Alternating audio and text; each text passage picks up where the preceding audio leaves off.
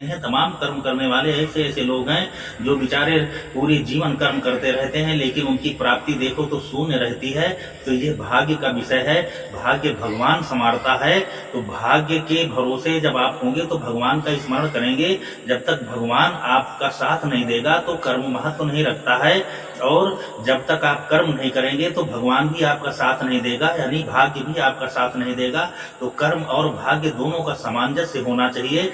जब तक कर्म और भाग्य का सामंजस्य नहीं होगा तब तक सफलता आपसे कोसों दूर ही रहेगी, आपके नजदीक नहीं आएगी। इसलिए आप कर्म में अपनी पूरी शक्ति लगाएं, लेकिन कर्म फल के प्राप्ति के लिए भगवान पर भरोसा करें कि भगवान उस कर्म का अच्छा फल दे आपको।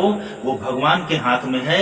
आप व्यक्ति से जब आप कर्मों का फल मांगने लगेंगे तो आपको उसकी प्राप्ति और न प्राप्ति पर बहुत कष्ट होगा, क्लेश होगा। इसलिए आप व्यक्ति को माध्यम न मान करके भगवान के भरोसे कर्म तो करें। कर्म आप अपने विवेक से करें, व्यक्ति की परख करके करें कि किसके प्रति आप क्या अपेक्षा रख करके कौन सा कर्म कर रहे हैं। ये आपके विवेक का विषय है। आप अपने विवेक से जानें और किसके प्रति कैसा कर्म करना चाहिए, क्या हानि लाभ है, ये सब जानकारी आपको। इसीलिए भगवान ने बुद्धि इसीलिए तो दिया है। तो बुद्धि का प्रयोग करना भी तो आपका कर्म है। शक्ति आपको भगवान ने इसीलिए तो दिया है। शक्ति का प्रयोग करना आपका कर्म ही तो है।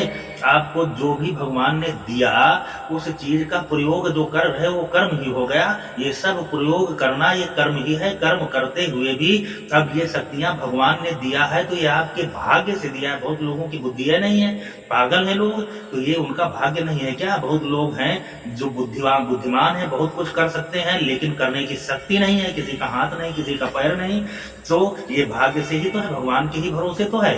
तो कर्म और भाग्य दोनों का सामंजस्य होना चाहिए।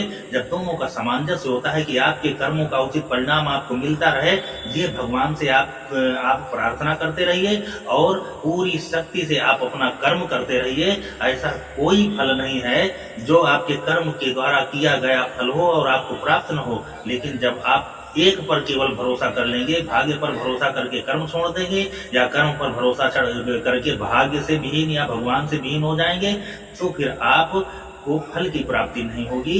इसलिए फल प्राप्ति के लिए भाग्य और कर्म दोनों का आपको संतुलन बना करके चलना है कि भगवान पे भी भक्ति आपकी बनी रहे और कर्म पे भी भक्ति बनी रहे।